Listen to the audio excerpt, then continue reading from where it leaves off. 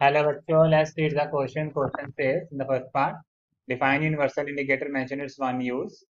Second, solution A gives pink color when a drop of norpothyline is indicator added to it, and solution B gives red color when a drop of methyl orange is added to it. What type of solutions are A and B, and which one of solutions A and B will have higher pH value? The last part, name one salt whose solution has pH more than 7 and one salt whose solution pH less than 7. तो answer के हिसाब से देखें, पहले की concept की बात कर लें। तो की कंसेप्ट में क्या होना चाहिए? इंक्लूड मैं कह सकते बच्चों को प्रॉपर्ली बताना चाहिए ईच एंड एवरीथिंग किसके बारे में, यूनिवर्सल इंडिकेटर्स के बारे में प्रॉपर्ली पता होना चाहिए। तो साथ साथ में सॉल्ट्स के बारे में प्रॉपर्ली पता होना चाहिए। ठीक है, तो यहाँ पे आंसर की बात करें पहले फर्स्ट पार्ट की, तो हम क्या इंक्लूड कर सकते हैं? आंसर में क्या पूछा गया? फर्स्ट पार्ट में पूछा गया यूनिवर्सल इंडिकेटर्स के बारे में। ठीक है, तो इसके बारे में पूछा गया हमें यूनिवर्सल इंडिकेटर्स के बारे में। ठीक है, तो अगर इनकी बात करें, यूनिवर्सल इंडिकेटर बेसिकली क्या होते हैं? ये सोल्यूशन ऑफ मैनी इंडिकेटर्स हम कह सकते हैं बेसिकली। यूनिवर्सल में क्या कह सकते हैं? solution of many indicators which shows different many indicators which shows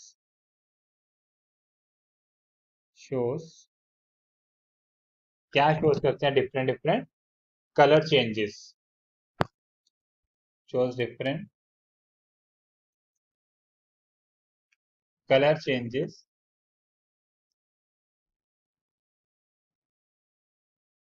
different color changes for solution with different pH values,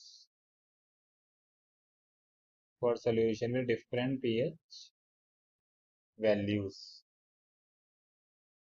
ठीक है स्टूडेंट्स, फर्स्ट पार्ट का हो गया। अब ये भी पूछा स्टूडेंट वन यूज, तो वन यूज में क्या कह सकते हैं? ये किसके लिए काम आता है? अगर हमें टेस्ट करना हो, we want to test that the given solution is acid और बेस,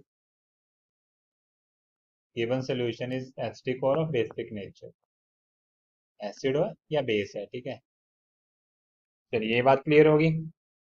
एसिडिक और बेसिक कह सकते हैं मीडियम के हिसाब से, क्योंकि कलर भी चेंज कर लेता है। ठीक है, सेकेंड पार्ट तो कह रहे हैं सोल्यूशन ये पिंक कलर आ रहा है, तो डेफिनेटली फिनोल्फथालीन डालने से पिंक कलर हो रहा है, तो वो सोल्यूशन बेसिक नेचर का होगा। ठीक है, it is of basic nature,